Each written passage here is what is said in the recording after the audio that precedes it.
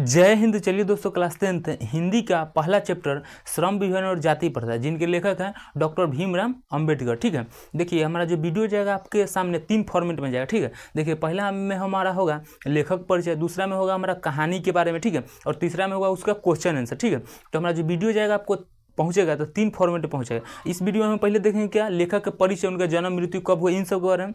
दूसरा में हम देखेंगे वो कहानी के बारे में, ठीक है, यानी श्रम विभाजन जाति प्रथा कहानी के बारे में। और तीसरा में उसके हम क्वेश्चन आंसर देख लेंगे। ठीक है, यानी 3 फॉर्मेट में आपको वीडियो जाएगा। ठीक है, तो हमारा पहला चैप्टर है हिंदी का, क्लास 10th हिंदी का पहला चैप्टर है श्रम विभाजन और जाति प्रथा। श्रम विभाजन जाति प्रथा के लेखक है डॉक्टर भीमराव अंबेडकर। ठीक है, उनके बारे में पूरा डिटेल जानते हैं। ठीक है, आपसे एक भी क्वेश्चन नहीं छूटेगा। ठीक है, आप पूरा ध्यान से देखिए वो वीडियो को। ठीक है, देखिए हमारा है लेखक कौन है, हमारा चैप्टर का नाम है हमारा श्रम विभाजन और जाति प्रथा। ठीक है, देखिए इस वीडियो में हम खाली लेखक का परिचय देखेंगे। ठीक है, अगला जब वीडियो आएगा दूसरा, उसमें हम देखेंगे श्रम विभाजन जाति प्रथा कहानी के बारे में। ठीक है, उस पूरा कहानी के पढ़ लेंगे। ठीक है, और हम देखते हैं पहले लेखक, तो पहले इनके बारे में पूरा डिटेल जान लेते हैं। ठीक है, तो लेखक है डॉक्टर भीमराव अंबेडकर। ठीक है, उनके बारे में हम पूरा डिटेल जानते हैं। ठीक है, जैसे देखिए उनका जन्म कब हुआ, मृत्यु कब हुआ, इस सब के बारे में जानते हैं। देखिए श्रम मतलब क्या होता है, श्रम विभाजन और जाति प्रथा। श्रम मतलब होता है काम, इस शर्माए वाला श्रम नहीं कि हाँ इसे शर्माए तो वो श्रम नहीं। ठीक है, श्रम मतलब होता है काम, और विभाजन मतलब होता है बांटना, किसी भी चीज़ को बांटना, यानी श्रम विभाजन और जाति प्रथा। ठीक है, यानी श्रम को बांट दिया जाति प्रथा, यानी जाति के आधार पर। ठीक है, जैसे मान लीजिए कोई नाई है तो कैसे काटेगा। ठीक है, कोई पंडित जी है तो शादी उदी कराता है, बढ़ई है तो कामे में करता है, मतलब इसी तरह के, जैसे ग्वाला है तो गाय दूहेगा, इसी तरह को बांट दिया गया जाति में, अथी बांट दिया गया श्रम को, यानी काम को जाति में बांट दिया गया। ठीक है, इसी के बारे में इस चैप्टर में पढ़ना है। ठीक है, तो पहले हम लेखक के बारे में जान लेते हैं। ठीक है, तो देखिए डॉक्टर भीमराव अंबेडकर लेखक कौन है हमारा, डॉक्टर भीमराव अंबेडकर। ठीक है, देखिए अगर आपसे कोई पूछेगा कि इसका, देखिए अगर आपसे कोई पूछेगा कि विद्या क्या है, नहीं तो निबंध मारिएगा। ठीक है, निबंध, इसमें हम लिखे नहीं आपको बता देना। ठीक है, वो उतना पूछा भी नहीं जाता, विद्या पूछेगा तो निबंध। ठीक है, ध्यान में रखिए इसको। ठीक है, अब हम देखते हैं लेखक का जन्म, इससे क्वेश्चन पूछा जाता है, आप ध्यान से देखिए। ठीक है, कहे कि भीमराव अंबेडकर का जन्म कब और कहाँ हुआ, तो देखिए आंसर 14 अप्रैल हमारा। ठीक है, भीमराव अंबेडकर का जन्म कब हुआ, तो 14 अप्रैल 1891 में महू मध्य प्रदेश, यानी महू मध्य प्रदेश। ठीक है, और महू कभी रहेगा, कहीं कहीं महू दे ले, बात एक ही है। ठीक है, यानी महू मध्य प्रदेश 14 अप्रैल। अगर पूछेगा कि डॉक्टर भीमराव अंबेडकर का जन्म कब हुआ, तो मानिएगा कि 14 अप्रैल 1891 में महू मध्य प्रदेश, एक दलित परिवार में उनका जन्म हुआ। ठीक है, देखिए जैसे लिख दिए कि एक दलित परिवार में उनका जन्म हुआ। ठीक है, और वो पढ़ने के लिए कहाँ गए थे और कहाँ, मतलब कौन सा अथी में वकालत किए थे, ये सब देखते हैं। ठीक है, यानी पूछेगा कि पढ़ने के लिए कहाँ गए थे, तो अमेरिका एवं इंग्लैंड। ठीक है, कहेगा कि डॉक्टर भीमराव अंबेडकर क्वेश्चन में कि पढ़ने के लिए कहाँ गए थे, तो मारिएगा अमेरिका एवं इंग्लैंड। ठीक है, ऐसे हो जाएगा। अगर पूछेगा कि वो थी वकालत कहाँ किए थे, तो अपना ही देश में, यानी स्वदेश, यानी अपना ही देश में। ठीक है, ब्रैकेट में लिख दिए कि स्वदेश में उन्होंने क्या किया, वकालत किया। ठीक है, यानी वकीली पढ़ाई, डॉक्टर भीमराव अंबेडकर वकील थे। ठीक है, तब ना इतना जाकर बड़ा संविधान लिख दिया, इतना मतलब आज पूजनीय है हम लोग के सामने। ठीक है, अब देखते हैं जीवन के बारे में।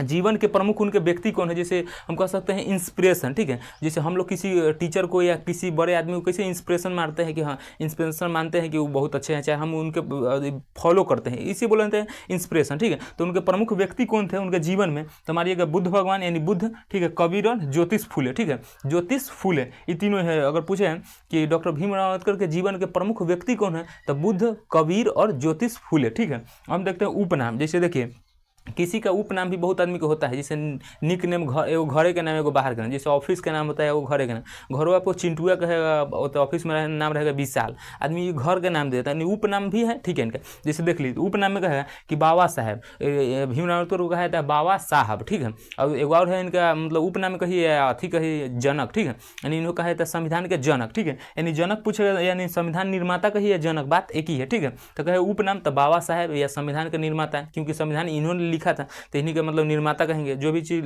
करता है उसी का निर्माण ना, तो ये होगा हमारा संविधान निर्माता या जनक बोल सकते हैं। ठीक है, और हम देखते हैं प्रमुख रचना, इससे सवाल पूछा जाता है, आपको ध्यान से देखना। ठीक है, पूछा है कि द कास्ट इन इंडिया किसने लिखा था, डॉक्टर भीमराव अंबेडकर, ये सब ध्यान से रखिए। पूछे देखिए प्रमुख रचना, ध्यान से पढ़िएगा कि द कास्ट इन इंडिया, तो कौन है, तो भीमराव अंबेडकर। कहे कि देयर मैकेनिज्म, तो भीमराव अंबेडकर। अगला है बुद्ध एवं धम्म, बुद्ध एवं धम्मा कहेगा। ठीक है, तो भीमराव अंबेडकर। एलिहिएशन ऑफ कास्ट, तो कौन है, डॉक्टर भीमराव अंबेडकर। ठीक है, कहे कि जेनेसिस एवं डेवलपमेंट। ठीक है, या कहेगा हु आर शुद्धराज, तो लेखक कौन है जाएगा, भीमराव अंबेडकर। ये सब सवाल पूछता है, आप ध्यान से देखिएगा। ठीक है, हु आर शुद्धराज, उसके लेखक कौन हो जाएगा भीमराव अम्बेडकर। एक बार ध्यान से और देख लीजिएगा, ठीक है। देखिए हमारा कह रहा है कि द कास्ट इन इंडिया, ठीक है, द कास्ट इन इंडिया, ठीक है, जो भी इसमें लिखे हैं बहुत ही इंपॉर्टेंट है, ठीक है। तो the caste in India, their mechanism, अति बुद्धा एवं धम्मा, ठीक है, बुद्धा एवं धम्मा, ठीक है, एलिहेशन ऑफ कास्ट, ठीक है। अगला है जेनेसिस एंड डेवलपमेंट, ठीक है, हु आर शुद्धराज, पूछा है कि हु आर शुद्धराज के लेखक कौन है, तो डॉक्टर भीमराव अम्बेडकर, ठीक है। अब देखिए आपको लेखक के परिचय से सवाल आता ही आता है, बस आपको वीडियो ध्यान से देखना, ठीक है। हम देखते हैं आगे। देखिए अगला है हमारा उनका निधन कब हुआ, ठीक है, निधन यानी मृत्यु, ठीक है, निधन कब हुआ, तो 6 दिसंबर 1956 ईस्वी को दिल्ली में, कहीं कहीं नई दिल्ली ऑप्शन में रहेगा तो आप नई दिल्ली मार दीजिए, ठीक है, दिल्ली या नई दिल्ली ऑप्शन में रहेगा, ठीक है। तो कहेगा निधन कब हुआ, तो 6 दिसंबर 1956 को नई दिल्ली या दिल्ली, कभी कभी दोनों में रहता है, ठीक है, तो आप कन्फ्यूज मत होइएगा।